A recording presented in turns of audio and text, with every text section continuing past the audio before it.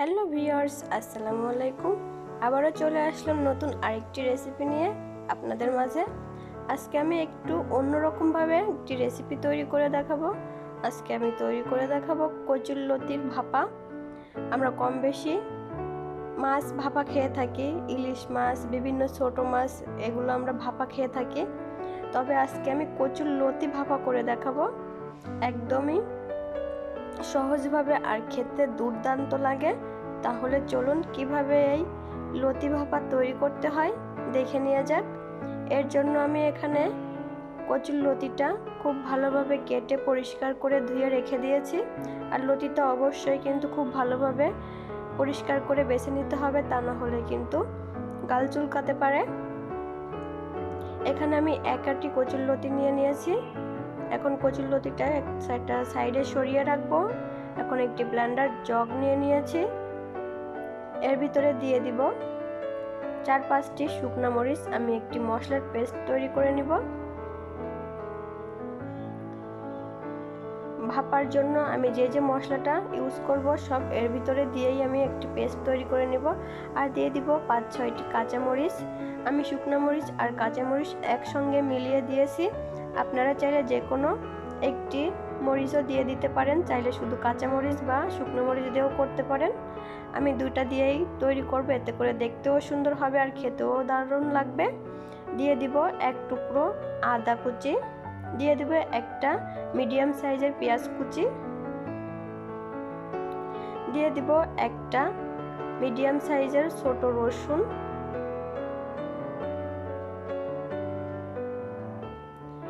দিয়ে দিব এখানে আমি প্রায় 2 টেবিল চামচ পরিমাণ সরিষা।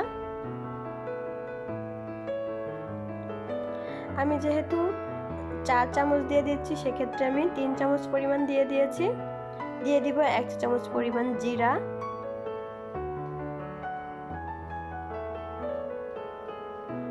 দিয়ে খুব ভালোভাবে এটা আমি ব্লেন্ড করে নিব।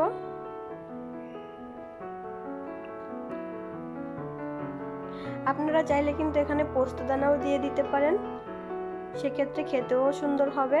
দেখুন, প্রথমে আমি পানি ছাড়া ব্লেন্ড করে নিয়েছি, এতে করে সব মশলাগুলো খুব সুন্দর মতো স্মুথভাবে ব্লেন্ড করা যাবে। প্রথমে এভাবে করে একটু ব্লেন্ড করে নেওয়ার পর দেখুন এভাবে যখন হয়ে আসবে, তখন আমি এখানে কিছুটা পরিমাণ পানি অ্যাড করে আবারও ব্লেন্ড করে নিব।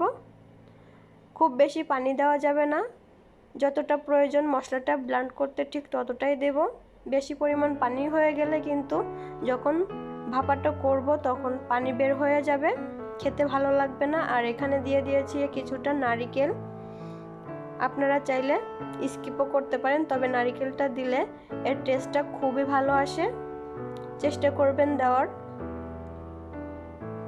দিয়ে আবারও খুব ভালোভাবে ব্লেন্ড করে নিব। আর আমার নারিকেলটা ফ্রিজে রাখা ছিল, সেজন্য এরকম দলা পেকে আছে। দেখুন, খুব ভালোভাবে ব্লেন্ড করে নেওয়া হয়ে গিয়েছে, একদম স্মুথভাবে ব্লেন্ড হয়ে গিয়েছে, একটুও দানা দানা ভাব নেই। যেহেতু আমি প্রথমেই শুকনা গ্রাইন্ড করে নিয়েছিলাম, সেজন্য এটা খুব ভালোভাবে পেস্ট করতে পেরেছি। এবার এই মিশ্রণটা আমি সরাসরি লতির ভিতরে ঢেলে দিব।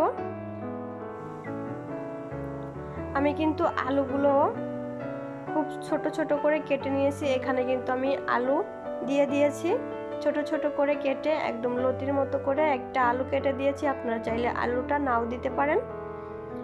এই সামান্য পরিমাণ ব্লেন্ডার জগটা ধুয়ে এর ভিতরে দিয়ে দিব। আর দিয়ে দিব স্বাদ মতো লবণ, দিয়ে দিব 1/2 চা চামচ পরিমাণ হলুদের গুঁড়া, দিয়ে দিব 1/2 চা চামচ পরিমাণ ধনিয়া গুঁড়া। আপনারা চাইলে আস্ত ধনিয়া ব্লেন্ড করার সময় দিয়ে দিতে পারেন, যেহেতু আমার কাছে গুঁড়াটাই ছিল সেজন্য আমি গুঁড়াটাই দিয়ে দিয়েছি। আর অবশ্যই দিতে হবে সরিষার তেল।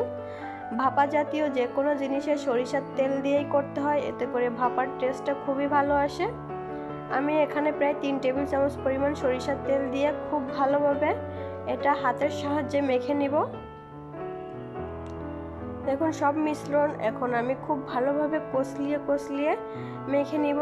আর যতটা সম্ভব এটা মাখিয়ে নিতে হবে টাইম নিয়ে, এতে করে লতির ভিতরে মশলাগুলো খুব সুন্দর মতো ঢুকে যাবে। যতটা পারা যায় মেখে নিতে হবে। দেখুন আমি একদম মেখে মনে হচ্ছে একদমই রান্না করা হয়ে গিয়েছে, তাই না বলুন?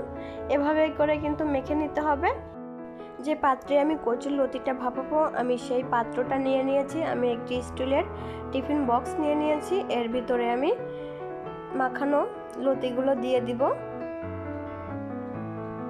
খুব ভালোভাবে চারিদিকে বিছিয়ে এভাবে চেপে চেপে দিতে হবে।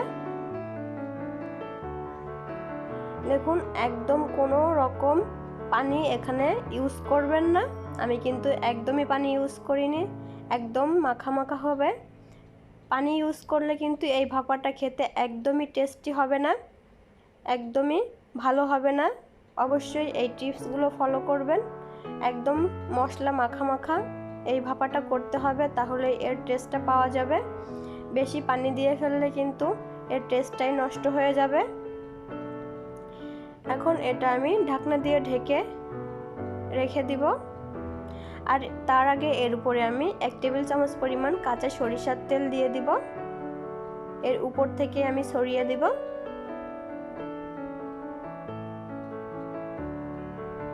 আমি কিন্তু চারিদিকে খুব ভালোভাবে ছড়িয়ে দিয়েছি। এখন এই বক্সটার মুখটা লাগিয়ে দিব। খুব ভালোভাবে বক্সটার মুখটা লাগিয়ে দিতে হবে, যাতে করে এটা ভাপানোর সময় কোনো রকম পানি এর ভিতরে ঢুকতে না পারে। আমি এটা একটা প্রেসার কুকারে ভাপাবো, সেজন্য আমি প্রেসার কুকারের ভিতরে পানি দিয়ে দিয়েছি। আমি এখানে 2 কাপ পরিমাণ পানি দিয়েছি আর একটা স্ট্যান্ড বসিয়ে দিয়েছি। এর উপরে এই বক্সটা আমি বসিয়ে দিব। আমি চটজলদি এটা ভাপানোর জন্য আমি প্রেসার কুকার ইউজ করছি। আপনারা চাইলে এমনি হাঁড়ি পাতিলে বা কড়াইতেও এটা ভাপিয়ে নিতে পারেন, তবে প্রেসার কুকারে করলে খুব সহজে এটা হয়ে যাবে।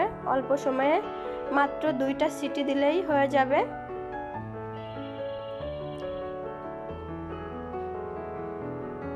দেখুন আমার এটা খুব ভালোভাবে ভাপানো হয়ে গিয়েছে, 2টা সিটি পড়ে গেছে। এখন এটা আমি 10 থেকে 15 মিনিটের জন্য রেস্টে রেখে দিয়ে আমি বাটিটা বের করে দিব। যখন প্রেসার কুকারের ভাপটা চলে যাবে তখন কিন্তু এটা বাটিটা বের করে নিতে হবে। তারপর বাটিটার ভাপ যখন ঠান্ডা হয়ে যাবে তখন এই মুখটা খুলতে হবে, তা না হলে কিন্তু আপনার হাতে ছ্যাঁকা লেগে যেতে পারে আর বাটিটা কিন্তু খুলবে না। আর আমি একটু উঠিয়ে দেখিয়ে দিচ্ছি, দেখুন ভাপাটা কত সুন্দর হয়েছে আর দেখতেও কিন্তু মাশাআল্লাহ অনেক লোভনীয় হয়েছে। দেখুন এভাবে চাপ দিলেই একদম গলে যাচ্ছে। আলুটাও কিন্তু খুব সুন্দর মতো সেদ্ধ হয়ে গিয়েছে, দেখুন চাপ দিলেই ভেঙে গেল। আর এটা গরম গরম ভাতের সাথে জাস্ট জমে যাবে, অন্য কিছুর কিন্তু প্রয়োজন হবে না। অবশ্যই আমার এই রেসিপিটি ফলো করে একবার হলেও বাসায় ট্রাই করবেন আর কমেন্টস করে জানাবেন আপনাদের কাছে কেমন লাগলো। আর লাইক দিতে তো একদমই ভুলবেন না, কারণ আপনাদের একটা লাইক আর কমেন্টস আমাকে অনেক বেশি উৎসাহিত করে। আমার ভিডিওটি দেখার জন্য সবাইকে অসংখ্য ধন্যবাদ। আল্লাহ হাফেজ।